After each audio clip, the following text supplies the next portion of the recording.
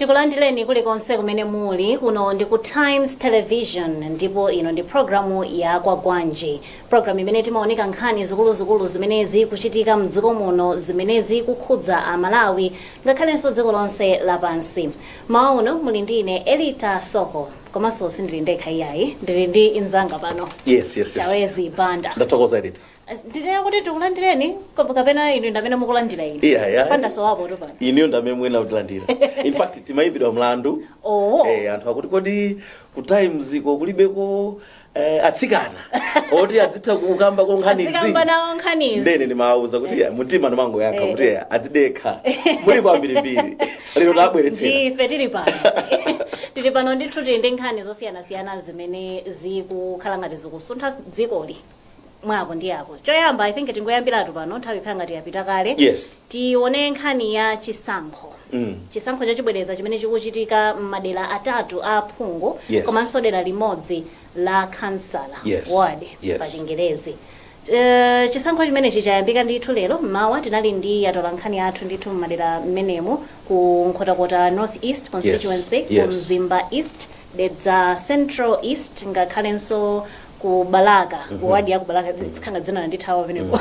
Yes. Ndiyeno nkhani yayikulu ndikuona ngati apano ndi ya turnout. Tinamvazo kuti mwina kumawako mene zimachitikira mwina nthawi ndi nthawi kuti pakakhala chisankho mawa kumakhala ngati anthu amakhala ngati kubwerera kumochi kunyinyirikabe. Yes. Makati kutalawirira kwambiri. Komano kudzuka mama kumavuta. Komano chimene chimangofunika nkuwalimbikitsa anthuwo komanso kuwapatsa chifukwa choti adzukire mawawo akavote.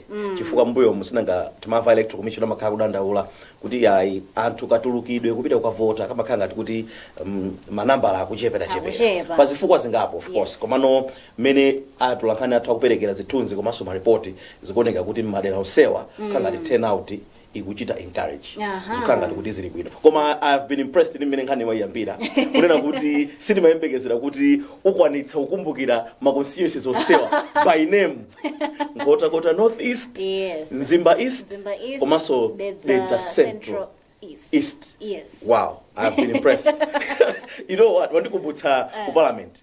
Umadabwa kuti ku parliament kuja speaker aja amapezeka kuti Phungu ina aliyese out of the world akangomona akangoyimirira samamchula by name amamchula by constituency. So it needs concentration. Ngati we obviously I know you must have been working on this for the past few days. They know kuti anthu awa bisango zochitika m'madera ngati awa zimafunika choncho Elita unena kuti munthu you show kuti what you're doing ukudziwa chimene kunani ukuchita. Komano tinene background kunena kuti kumene makosiyezi amene wawa maka atatu amene wawa aphunguwa ku Nkhotakota ku Mzimba komanso ku Dedza koseku zikuchitika by elections amene wakuchitika kutsatira imfa zimene zidachitika.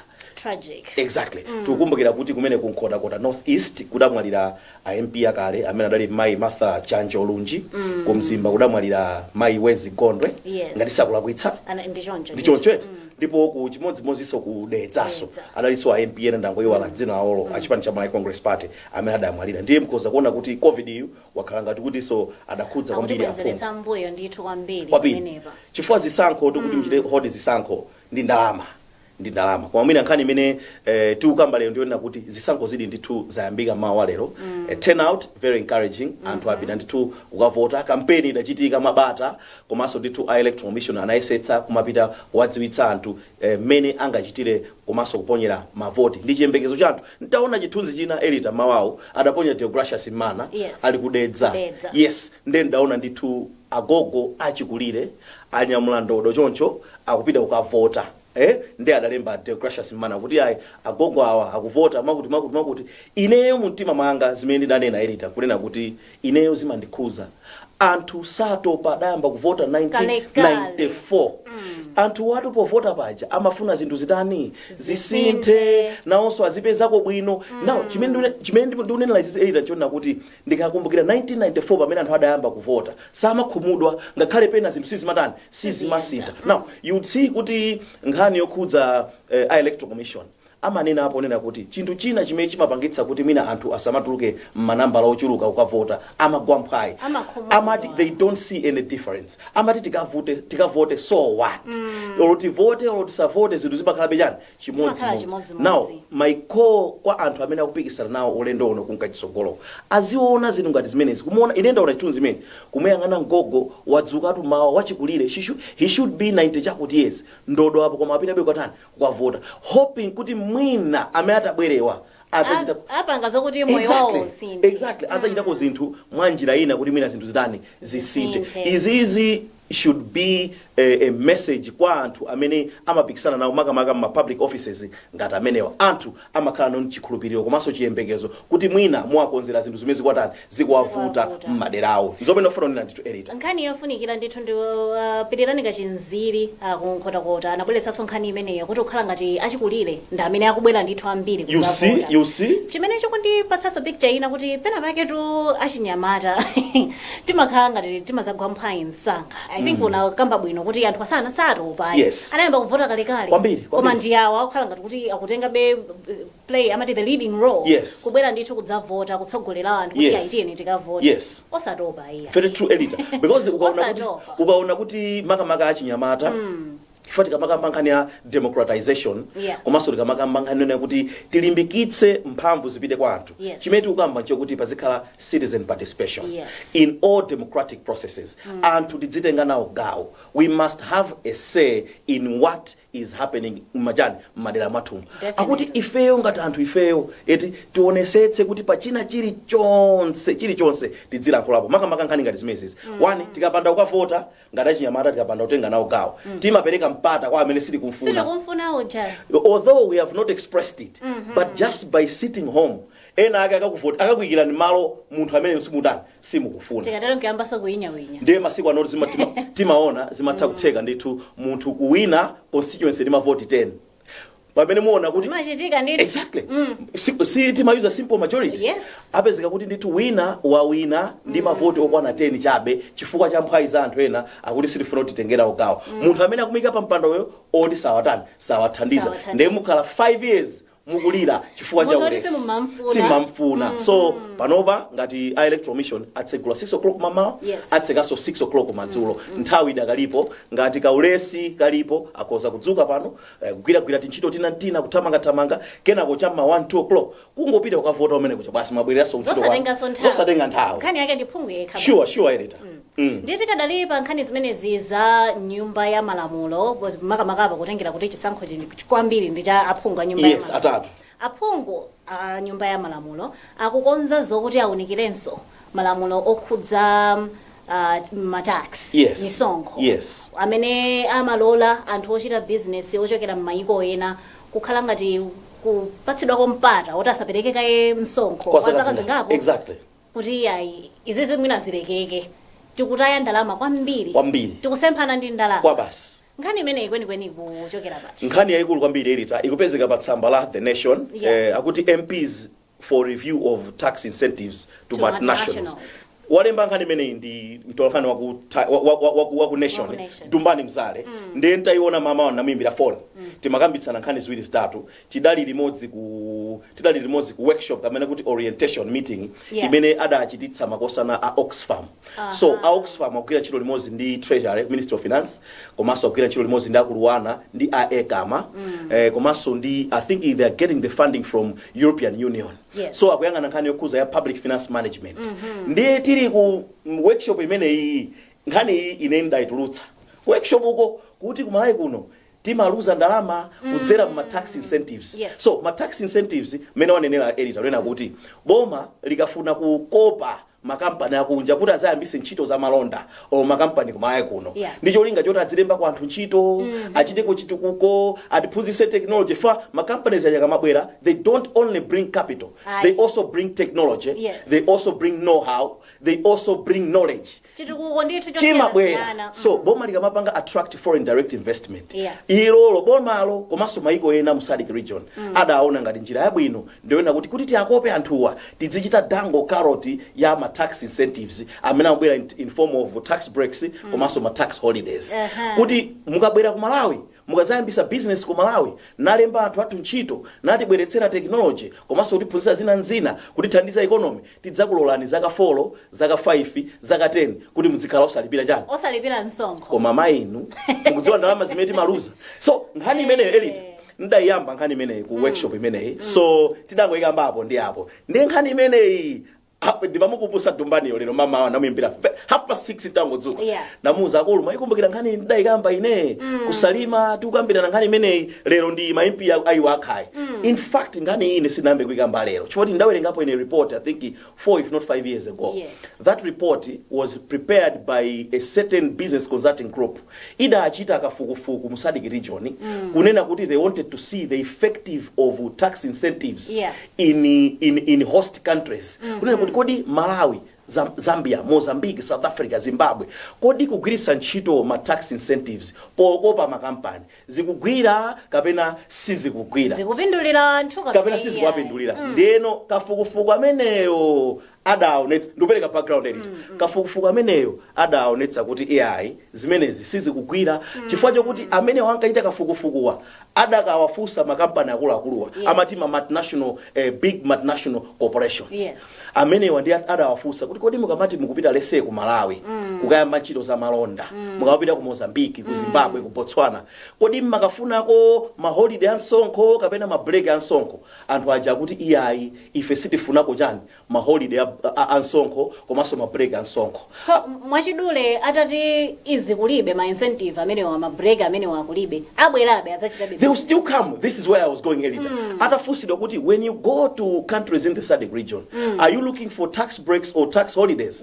You are there no. What we want, one is a business opportunity. Okay. 2, we want infrastructure to support our enterprises.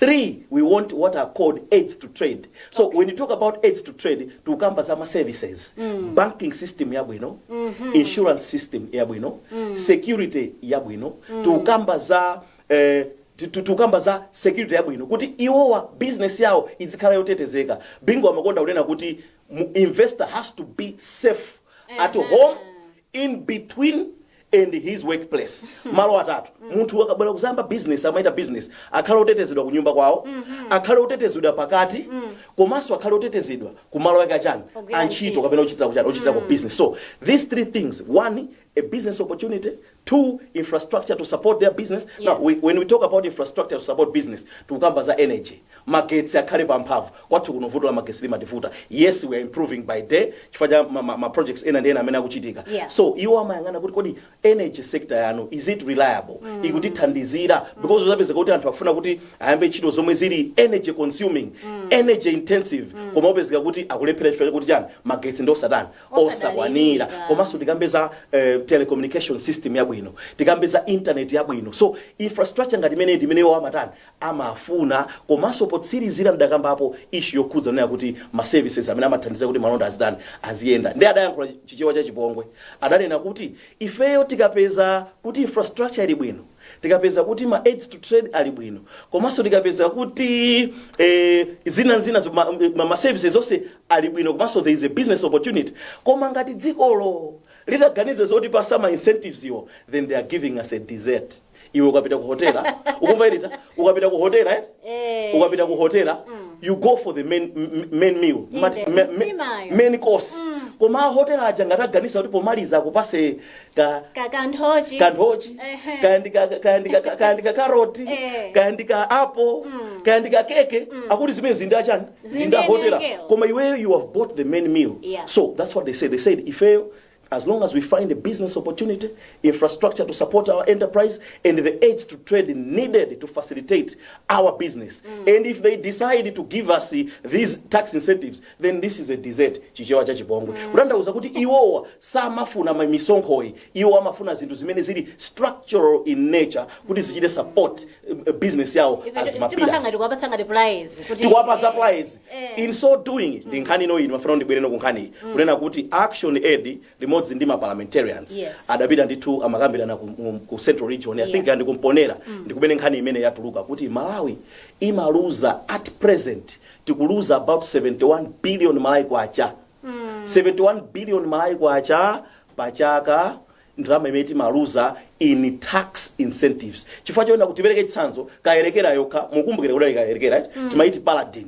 Makosa na paladin atabwera kumachita trading ngati kayerekera kukalonga kucha kumachita exploit ma minerals athu. Adapasidwa a 10-year tax holiday. Kuti musamalipire misonkho. You look at how much Malawi lost, about 43.7 million US dollars. Ndalama zimene tidaluza. Akazika ndalama zija mu chithunzi choti anthu amvetsetse. Akuti ndalama zimenezo zikadatha kugula mankhwala a HIV, tinene kuti mina ma ARV okwana 431,000, akadatha kulipira malipiro a manesi 75,000, akadathanso kulipira aphunzitsi about 300 chakuti pachaka ndi ndalama zimenezo. Now you would see the opportunity cost.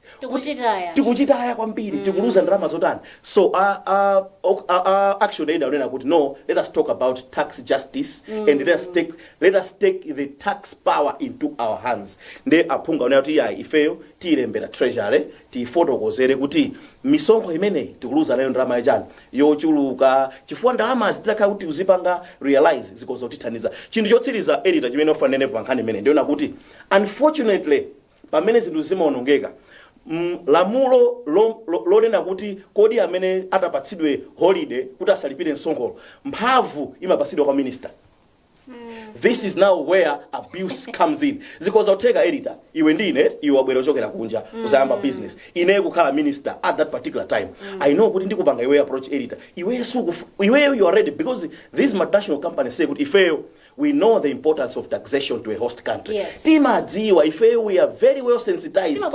Timabwera okonzeka. Timadziwa zoti kamapita tikuyenera tikalipire chani misonkho. Komano ineyo masankhana. Now nduna amaipatsa mphamvu malamulo amene amayang'ana nkhani zimenezi izi.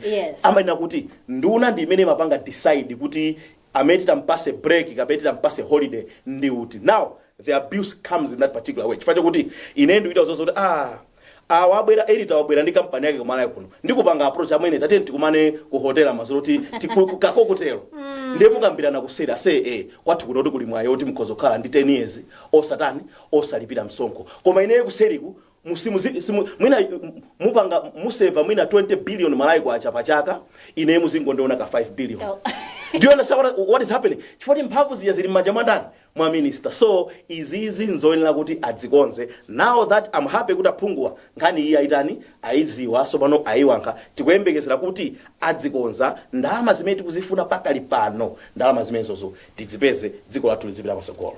Chinanso mwinaso chofunika sokuyang'ana ndichokuonjezerapo ndichokuti apa tikupereka mwayi woterewu kwa anthu ochita business ochokera m'mayiko ena. Pamene ena tima business ting'ono timene mumamfinya kupezeka zokuti tikuyesetsa ndithu kulimbikitsa kuti yayi anthu tizikhala ndi business zambiri mdziko muno koma tikupezeka zokuti tikumphinjaso uyi pamene ena uko. Yes, very true editor. It is as if you have seen what has been written here. Aphungu aonena kuti iwo akamayilembera Ministry of Justice. Ministry of Finance. Aonena kuti ayikamonso kuti wani tiyang'ane kuti pakhale transparency. Zimene makamba kuti nduna imatha kugwirizana ndi makampani kuseriku. Zinthu zake sizimachitika poyera. So aonena kuti ifeyo tinena kuti tipempha kuti pakhale transparency komanso pakhale a clear cut method of determining who gets an incentive and who does not. Cholinga yoti tose tiziziwa. Komanso tifuna nene kuti ngati titaona kuti uyuyu ali eligible kuti alandire tax break or tax holiday.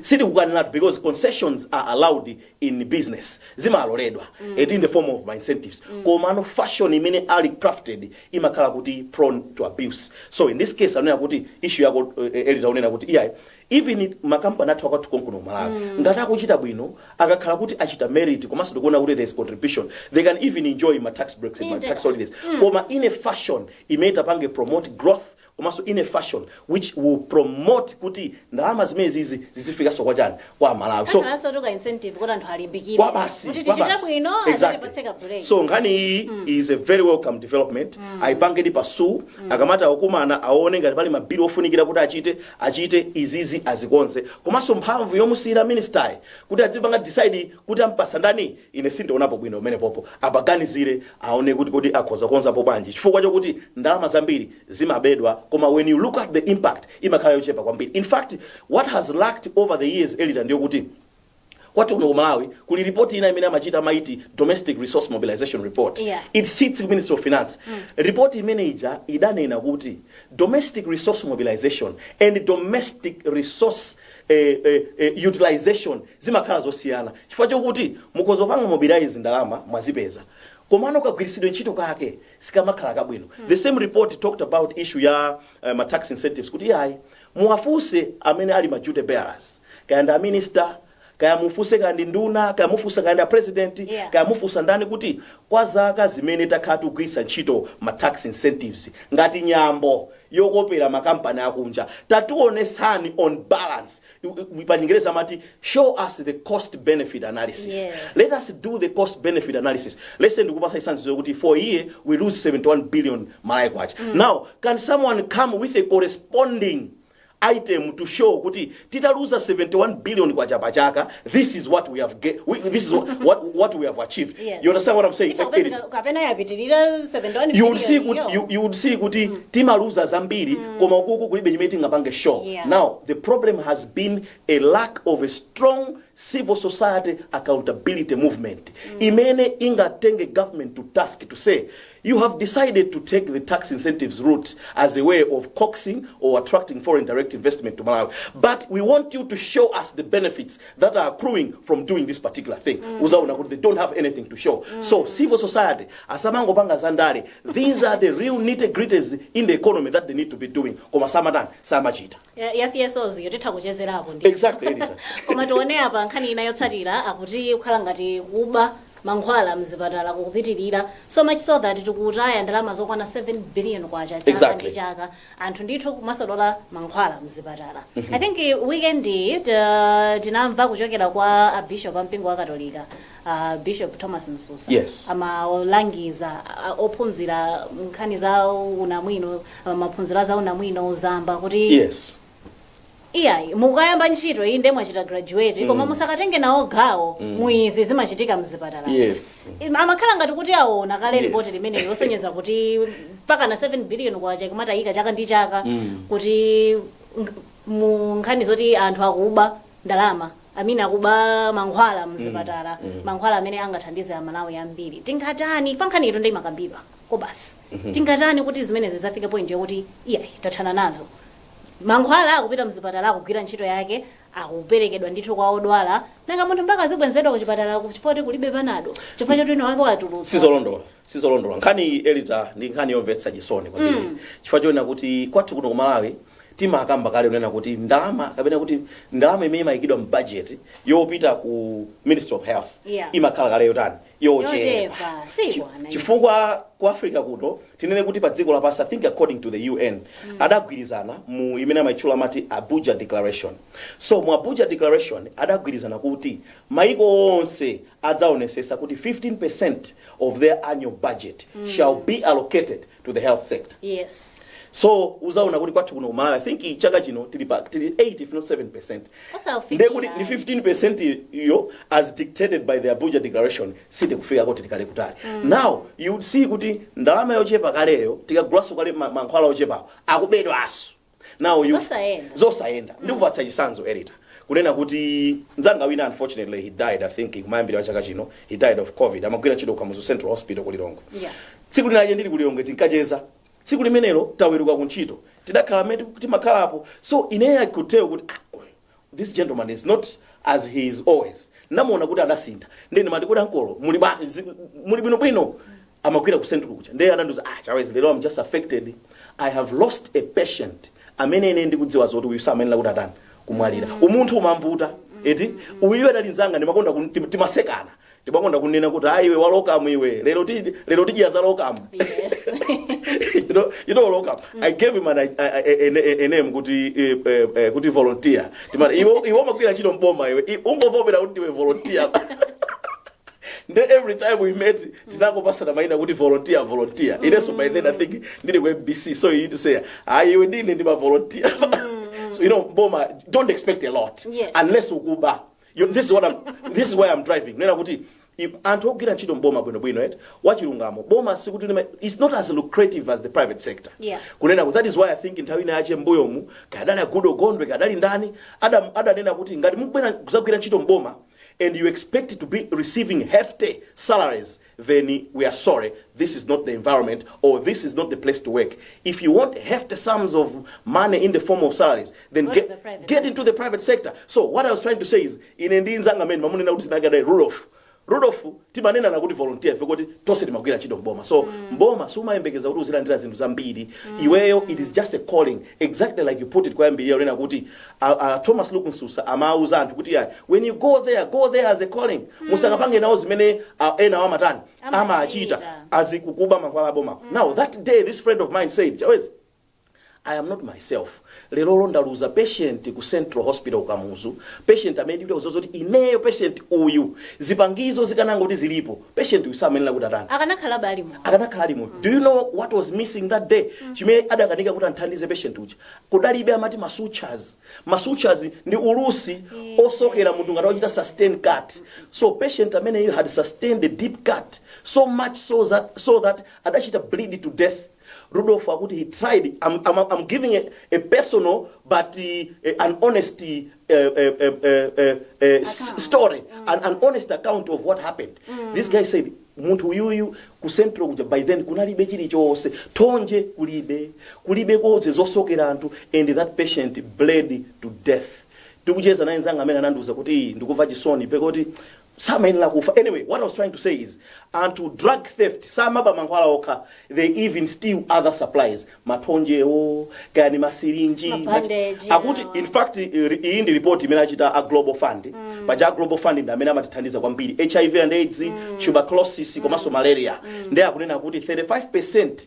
Akuti adajita kasave, adajita kauneoni. Kuti tidaendera ma private clinics. Akuti 35%. Yamangwala komanso zipangizo zina za kuchipatala zimene zikupezeka ma private clinics yo zatengedwa mzipatala za boma zomwe ife a global fund tidachita fund tidakula katundu yo komano moti apezeke mzipatala za boma katundu akupezeka mzipatala za private zimene mwina ena anthu ambiri sangakwanitse kupitako. So it's a very unfortunate incident. Koma ningopereka chinthu chimodzi chitsanzo chimodzi unaya kuti ine am very objective pamene zinthu zikuyenda timenena kuti tinene pamene sakuyenda zinthu sizimakhala bwino. Anduna ali pano wa mai Khumbize Kandodo Chiponda. She should take time and consult Mr. Peter Kumpalume.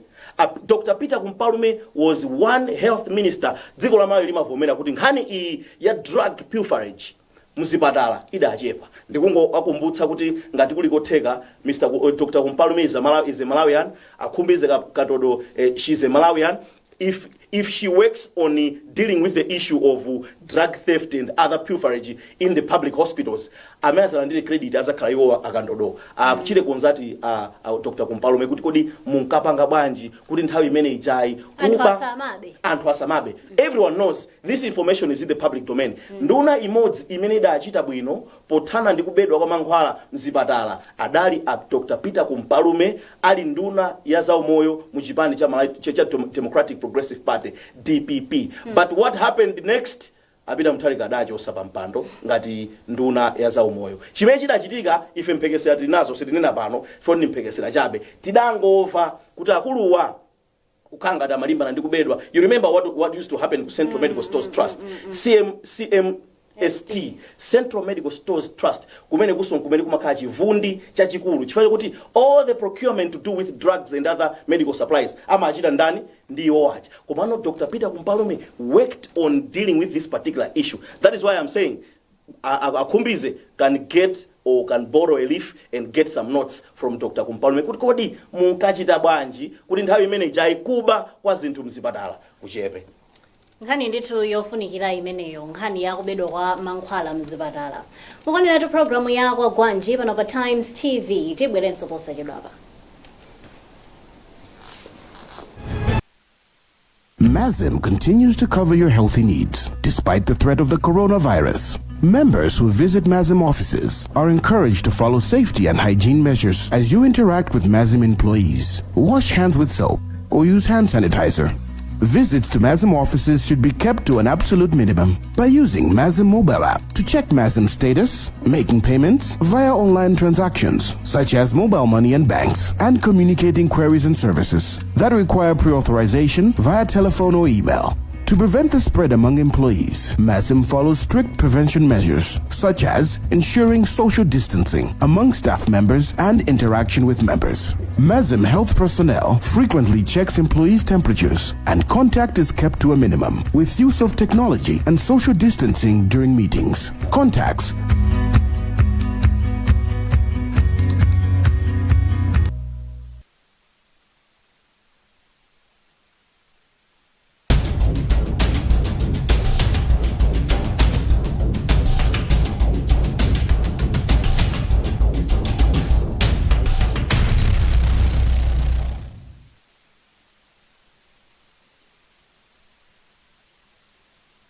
tikulandirani mchigawo chotsiriza cha programu ya Kwagwanji pano pa Times Television. Tikuunika nkhani zikuluzikulu zimene zikukhudza mtundu wa Malawi lero pa 26 October 2021. Timakamba nkhani ya mankhwala yapa, nkhani ya mzipatala.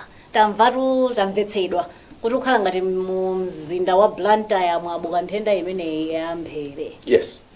Nthenda yovutirapo mphere. Akuti ndithu madera angapo akhudzidwa, tikumva za ku ndende ya chichiri, ma health centers angapo kuphatikiza pa zingwangwa. Yes. Madera ena ake kuti gateway apo. Yes. South Lunzu. Yes. South Lunzu. Yes. Nkhani ya mphere twi pena pake matendere oti umati ukakhala nkumaganiza kuti tidathana nawo. Nkumamvanso zokuti afikanso aukanso. Nkhani yayikulu pamene pa akugamba zokuti iyayi personal hygiene, iyayi anthu tizisamalira. Kodi muzembera. Masamba. Naka muzembera bwanji. Uwoba anthu akunena osabaoba yayi. Auzena anthu azisamba. Anthu ariti zisamba. Exactly. Umaona bath. Madzi osamaopa. Komanso madzi yakewo akhale abwino aukhonde. Exactly. Mwina kapena tutitha kugundapo pamenepo nkhani ya madziyo tisachedwepo kwambiri. Sindichedwa ilita. Wandikubusa kunena kuti nkhani ngati awa nkhani yokhudza mpherezi. Mina zimatenga mina zaka mina zaka 6 7 osamva kulizi. Koma sikuti zimakhalu zapita. Zilipo. In the same vein ndikumbutse kuliso nthenda ina maiti giga fleas. Matekenya. Oh yes. Mwamvesesa? Timati giga fleas matekenya. Mphere, scabies, nthenda zimenezi zilipo, zimankhala kuti zakangomyata pena pache, sikuti zidatheratu. So timafunika kuti anthufe tidzisamala. Komanso achipatalawo adziakumbusa anthu from time to time. Chimodzimodzi likodzo, bilharzia. Zilipo zimezi ija. Chabe kuti zimangomyata kwa kanthawi ndi zimazazindikira nthawi kuti titaniso tituluke. So zikapasidwa mpata. When you make the ground fertile kuti zibwereso zimachitikadi. So chimafunika kuti anthu ndithu awaza umoyo adziakumbutsa anthu kuti kodi kapewedwe kani vuto tola achipatala isalene ndi kwa blame komano nthawi ina akamakhala kuti amachita shift. So they give their back to a particular disease at a particular time. I'll give you an example. Umadzozo li matenda opasirana pakali pano adathana nawo. HIV ndikozonena kuti ndiopya inde komano panopa is been contained. Matenda opasirana communicable diseases adachita contain. Koma matenda amene akupha anthu kwambiri masiku ano non communicable NCDs. Matenda sugar, high blood pressure, cancer, ndi matenda amene osapasirana amene akupha kwambiri chani anthu. So what I was trying to say is asamachite kutembenukira to 360 degrees kuyang'ana uku kusiya so zina pamafunika kuti mukapanga zinazi ena waso muzatani muziakumbukira kuti kodi uku kuti kozopanga banji kuti izi zisachite so chani resurface. Exactly. So that's what I was saying. Komano in this case tukamba nkhani yokhudza mphere kunena kuti mphere yakuti ni nkhani yokhudza personal hygiene kudzisamalira pawekha. Now akupereka ndithu advisory unena kuti chonde tidzisamba chabwino ngazivuta kuti at least kamodzi pa tsiku ndesikusamba kunanga ngati susamba at least kamodzi katatu ngati kamodzi basi. Of course anthu timasamba kawiri katatu. Komano akuti chonde at least kamodzi ndi akuti ngati susamba kamodzi ndesuna sambe.